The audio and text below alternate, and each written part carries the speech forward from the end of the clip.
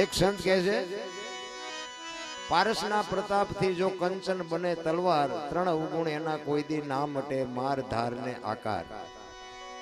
સંતો કહે છે લોઢાને પારસમાં જડો ને એટલે હોનું થઈ જાય એવું કહે છે. આપણે ભાડ્યું નથી, પણ પારસમણી કેવું હોય એ જ ખબર નથી, પણ કહે છે. આપણને ખબર પડતી હોય તો આપણે સેન્ટિંગના હરિયાના ઢગલા પીડ્યા અહીંયા જ પીડ્યા રહેવી ને, એટલે આપણને નથી ખબર. લોઢાને પારસમાં લડો એટલે હોનાની થઈ જાય, બરોબર છે, પણ માણા નો હોય, એને માણા બનાવવો હોય તો પારસમાં લડો તો માણા થઈ જાય. માણાને માણા બનાવવો હોય તો શું કરવું પડે? એક સંત કહે છે, જ્ઞાન છોડી લે કોઈ જો હાથમાં સદગુરુ બને, જો સોના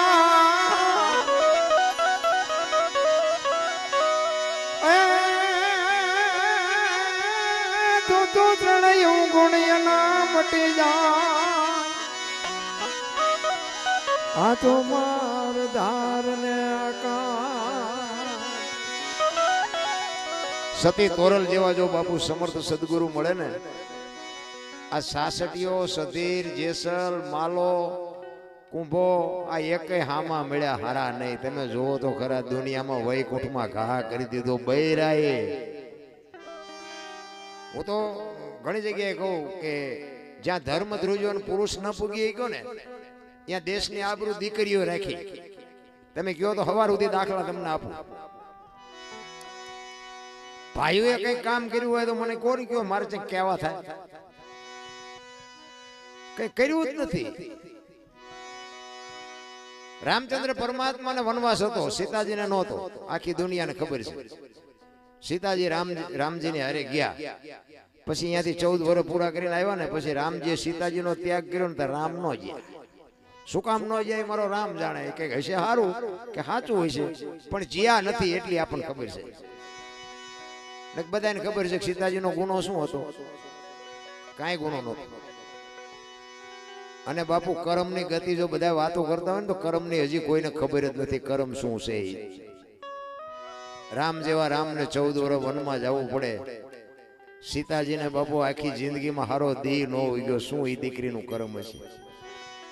દ્રૌપદીના ચીર લૂંટાતા હતા, અહીંયા કોણ નહોતું? કાળના જડબા ઝાલીને ઉભા રાખે એવા પાંડવો હતા. એ દીકરીનો ગુનો શું હતો બધાને ખબર.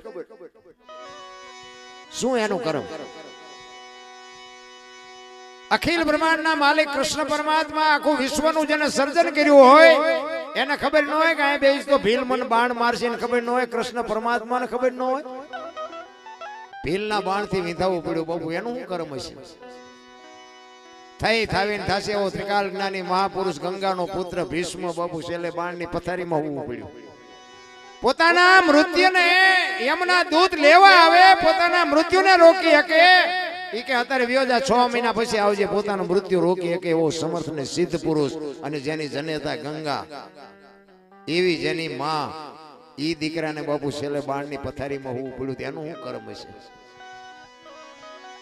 આપણે કેટલાના બૂસ માર્યા છે એ આપણે નહીં જોવું પડે? કરમ બાપુ કોઈ દી છોડે નહીં. પછી ભલે હોય ભગવાન પરાશીના પીપળે ભીલે લઈ લીધા પ્રાણ. કર્મની ગતિ હજી બાપુ કોઈને ખબર. આ ભવની બધા વાતો કરે એમાં મને ટપા નથી પડતા, તમને પડતા હોય ભલે. કાલની ખબર નથી ને ભવની શું ખોડવી? ઓલા ભવમાં આમ ને ઓલા ભવમાં આમ. આ મળ્યો એ સુધારેલો ના મોળો છે. આ ભવમાં શું ઘટે? સંતોષ નથી, શેઠો જ નથી. શેઠા આવે ને બળદિયા વળી જાય પાછા, આ તો ખાડમાં જાય ત્યાં સુધી પાછા જ નથી વળતા. એક સુરદાસ હતો ને, દીવો લઈને હાલો જતો હતો, દીવો લઈને સુરદાસ. કોઈક ડાયો માણા હામો મળ્યો, કે તું તો સુરદાસ નથી? એ કે સુરદાસ દેખાય છે કે ના? કે દેખાતું નથી તો શું દીવો લઈને રખડે છે? ઈ કે આ આંખો વાળા મારી યાર ભટકાય નહીં, તેમાં દીવો રાખ્યો. હું નથી ભાળતો, પણ આ ભાળે એ મારી યાર ભટકાય છે ને પસાડે છે. અને વાત એ હાજી છે ને, સુરદાસ નક્કી કર્યા વગર પગ ન મૂકે. આપણે ખાડમાં જઈએ તે ખબર પડે નથી. અમુક રોજ આમ અવારનવાર ગાડીઓ નવી લે, અલગ અલગ કપડા પહેરે. અમારા ગુરુ તેમ કહેતા કે બહુ જાજુ ઘરાણું, જાજા સારા કપડા, સારું વાહન લઈને નીકળે ને, કે એનો બહુ ભરો ન કરવો. જેટલું હોય એટલું લઈને નીકળે હોય, વાંય કઈ હોય જ નહીં. જેટલું હોય એટલું પહેરી નીકળ્યા હોય. અને એવું જ હોય દાદુભાઈ. એટલે મારો કહેવાનો અર્થ હરિના ભજન સિવાય બાપુ ઉદ્ધાર નથી. એટલે સવારામ બાપા કહે છે, સવારામ બાપાએ બાપુ રામદેવજી બાપાનું જ ભજન કર્યું છે. અને બળદેવદાસ બાપાના આજ વાસુદેવ મહારાજ પોતે સવારામ બાપાની પેઢીને ઉજળી કરી બતાવી. આજ આપણે અહીંયા જઈને ધર્મનો વાવટો ફરકે આપણે જોઈએ તો આપણે એમ થાય ભાઈ ભાઈ ભાઈ ભાઈ, શું બાપુ રામદેવજી બાપાની કૃપા છે, શું રામદેવજીનો પ્રતાપ છે. જોકે અહીંયા લીમડાવાળા બાપાની મેં ઘણી બધી વાત સાંભળેલી, પણ મોકો મારે આજ મળ્યો. કદાચ મારે બાપા અરે કંઈક બાપાએ હાથ કર્યો હોય છે, નકર હું આજ તો હાથમાં આવે એવું જ નહોતું ને આવી ગયો. પણ બાપાની કૃપા હશે કંઈક, કારણ કે બાપાને મારા માથે કૃપા છે જ. મેં કીધું એમ, પણ પરચા ઘણા બધા મેં સાંભળેલા. અને હું વાત કરું ને તો મને બાપુ મને ખુદને એવા પરચા મળેલા છે. તમે આ તો આપણા ઘરના છો અને વાત કરું બાપુ, મળદા બેઠા કરેલા એવા મારા દાખલા મને મળ્યા છે. મરી ગયેલા જીવતા કર્યા છે. હું આ સ્ટેજની સાક્ષી, આ વ્યાસપીઠની સાક્ષી તમારી મારી સામે વાત કરું છું. આ મને એવા જાત અનુભવ થયા છે. ડોક્ટરે ના પાડી દીધેલી કે આવે જે થાય સેવા કરો, એ બાપુ આજે આ દુનિયામાં જીવે છે. ભગવાન છે ને, ભગવાન કોઈને મળ્યો નથી, ભગવાન ભેગો ન થાય. પણ તમારું ગાડું હાંકે છે ને, એ ભગવાન હાંકે છે એટલું લખી રાખવાનું. આ તમારા શ્વાસા હાલે છે ને, એ જ ઈશ્વર છે. ગંગા સતીએ હિસાબ માર્યો 21,600 શ્વાસા. 1 મિનિટના 15, 1 કલાકના 900, 12 કલાકના 10,800, 24 કલાકના 21,600 થાય. જેને ગણવાને ગણી જોજો. અને એ આ ભજન છે ને બાપુ, બધા વાર્તા ભલે ગમે એ કરતા હોય, મને કઈ શેડો અડી ગયો એવું વેમમાં ન રહેતા હો. હું પાછો કાંઈ કરતો નથી. હા, તમને એમ કે આ તો પાછા મારું જેટલા લોહી પીવો ફોન કરે, અમારે તમને ગુરુ બનાવવા. જરા ભાઈ હું ચેલોય નથી હજી હરકો થયો હોય, ગુરુ હું શું થઉં. એટલે એવો કઈ વ્યામમાં ન રહેતા કે બાપુ તો ઠેઠ પગી ગયા, એવું કઈ છે નહીં. આ તો હાલી ગયું છે, મારો રામ હાકે છે.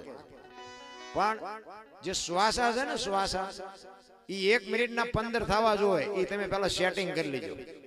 બધા કહે છે ને આમ બેવું આમ બેવું, હું કહું છું કઈ બેવાની જરૂર નથી. દીવો કરો, અગરબત્તી કરો, પૂંછડું ઢોકળું. હવે લુગડું નહોતું પહેર્યું, આવ્યા ત્યારે તમે શું દીવો કરો? આપણને ઈ આપે છે, તમે શું એને દીવો કરો, તમે શું એને અગરબત્તી કરો? એને કાંઈ જરૂર નથી.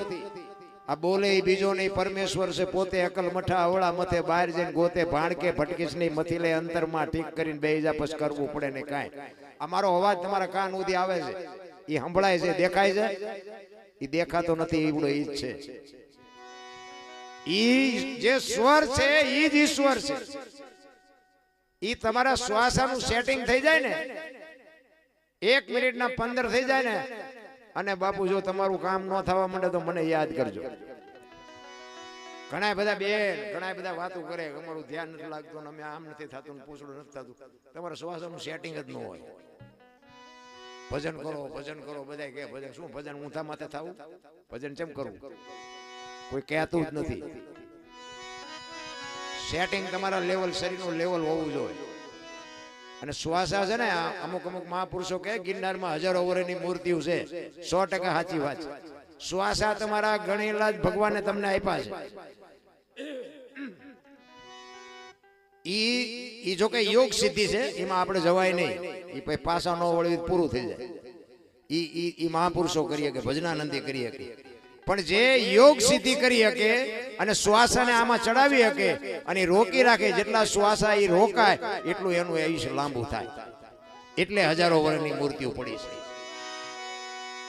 આપણે 60 વર્ષે, 50 વર્ષે, 40 વર્ષે પડાઈ ગયા ફૂટી જાય. શું નકરા ધોડ જ કરો છો? શ્વાસા એકદમ પૂરા કરી દે, જવાય દો. બધા મોર થવા જ મથે છે. રોડ માથે જાવ તો કે તારી મોર હું વ્યો છું, તારી મોર હું વ્યો છું, તો કે વયા જાવ.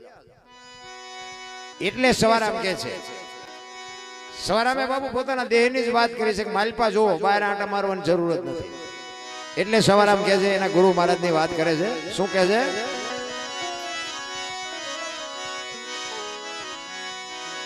જુગતી કરીને જોવા હાલી મારા સદગુરુએ બતાવી મને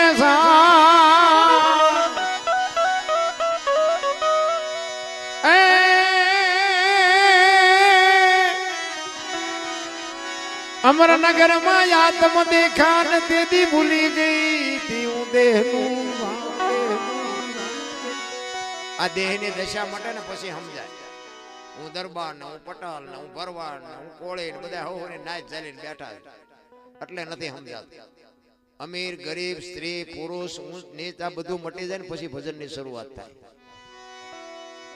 ને કે હું તો એમ કહું બધાને 18 વર્ણમાંથી એક એકને બોલાવો, એક હોળીમાં બેહાડો, હોળી દરિયામાં વહેતી કરો અને ખીલી જાય એટલું ફાંકું પાડો.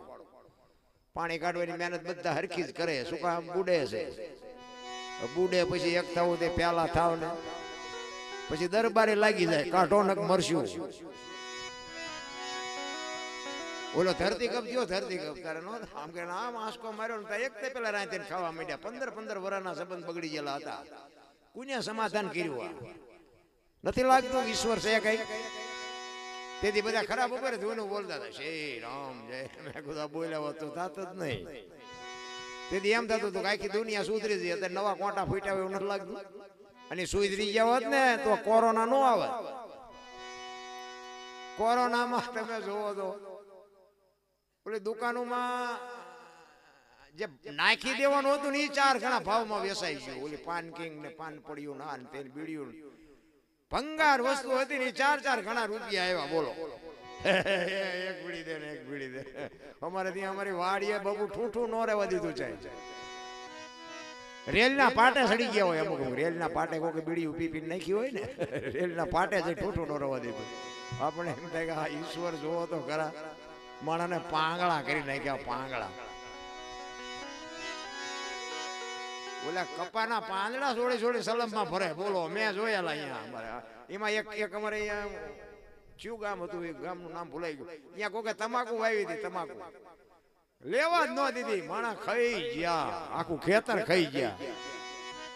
આપણને એમ થાય ખરા ભૂંડડા હારા નથી. ઓલા પાણીપુરી આ બેનું ખાય ને બેનું હું પાણીપુરી હોય ને એ તમે જોજો. એ ઓલું પાણી ન હોય પૂરીમાં નાખે, ભલે જે નાખતા હોય. હું ખાતો નથી, હું અહીંયા જોવાય નથી જતો. પણ એ પાણીને તમે વાટકા બાટકામાં લઈને ભૂંડડા મૂકજો. જો ભૂંડડું ખાય તો મને કહેજો. તમારે અખતરો કરવાનો. હું કઈ આ અખતરા કર્યા, મેં અખતરા કર્યા એ વાત નથી. તમારે અખતરો કરવાનો. અને આપણે તમે જુઓ ને તો બેનું માખું બમડતી હોય એમ પૂરી લારીએ બેઠી હોય. એ મને દે, મારે ઉતાવળ છે, એ મને દે. આપણે એમ થાય કે કેવું ભગવાને ખાવા પીવાનું આપ્યું છે ને આ જુઓ તો ખરા લારીઓમાં ટીંગાઈ જાય. આ માવા છે. આપણે જો એક શિવ ભોળાનાથની એક પ્રતિષ્ઠા આપણી મૂર્તિ કરો, મૂર્તિની શિવલિંગની પ્રતિષ્ઠા કરી હોય, આખા ગામે મૂર્તિ બનાવનારે બનાવી હોય, લાવનારે લાવી હોય, પ્રતિષ્ઠા કરવા વાળે કરી હોય, પછી આપણે એને ભગવાન માની એની માથે ગંગાજળ ચડાવે, ફૂલ ચડાવે, દૂધ ચડાવે. કોઈ એકો 35 વાળો માવો ચડાવ્યો, દારૂની કોથળી ચડાવી કોઈ ભોળાનાથ ઉપર શિવલિંગ ઉપર. તો માણાએ બનાવ્યું છે, માણા લાવ્યા છે, માણાએ મૂક્યું છે, છતાંય આપણને આત્મો ના પાડે છે કે ભગવાન છે, એની માથે આ નો ચડાવે. તો આ અખિલ બ્રહ્માંડના માલિકે જીવતું જાગતું શિવલિંગ છે, એની માથે આપણે શેનો અભિષેક કરી છીએ તો આપણને ખબર હોવી જોઈએ. મેં કીધું એમ ઘી બજારમાં નથી ખપતું અને દારૂ તમે જુઓ ને 2 લીટરના પીપડા ખપી જાય. ઓલા દૂધ વાળો ઘરે આવે ને ત્યાં બેનું ડખડખાવે. દૂધ વાળો વહેલો આવતો હોય તો પાણી આવે છે ને ઓછું આવે છે ને પાછું 1 મહિનો બાકી. ઓલો બિચારો કઈ ન બોલે. હા હું કાલે વહેલો આવ્યો, થોડું સારું લાવીશ, આમ કરીશ. ઓલા દારૂ વાળા ને જાય ને જેવો હોય એવો પણ દે અને રોકડા પૈસા તમે જુઓ તો કોઈ નથી પૂછતું પાણી વાળું છે જેવું છે. અને ઓલો કે ભાઈ ધંધો બાકી નહીં, કેશ તું પી ગયા પછી તું અમને હામો કર. ખોટું રોકડે વેચાય છે, સાચું બાપુ ઉધારે છે તોય દુનિયા ડગડગાવે. એટલે સવારામ કહે છે ઈશ્વરે તમારો મારો દેહ આ દુનિયામાં બનાવીને મૂક્યો ને, એ દિવાલ પૂરી અને દીવો કરીને મોકલ્યા છે. એ દિવાલ ખૂટી રહે પછી રામ બોલો ભાઈ રામ. કોઈ દિવાલ નહીં પૂરે, તમારા ગુરુ નહીં પૂરે, તમારો ભાઈબંધ નહીં પૂરે, તમારો હગો નહીં પૂરે. એ દિવાલ છે ને ત્યાં સુધી બાપુ મોજ કરી દે. એક ઘડી આધી મેં પુનિયા 24 કલાકમાં કઈક થાય નહીં કરજો બાપુ, બાકી દુનિયામાં કઈ છે નહીં. દુનિયામાં આ જેટલી સંપત્તિ છે ને એના આપણે ચોકીદાર છીએ, માલિક નથી. અને માલિક હોય ને તો ભેગું આવે. આ ચોકીદાર જેમ રિટાયર થાય ને એમ આપણે પછી રિટાયર થઈને છોકરાને આપવાનું, છોકરા ગરડા થાય પછી એના છોકરા આવે. બાકી આ બધું નોકરી જ છે, આમાં રિટાયર થઈ જવાનું છે, માલિક કોઈ છે જ નહીં. આવ્યા એમ જ જવાનું છે.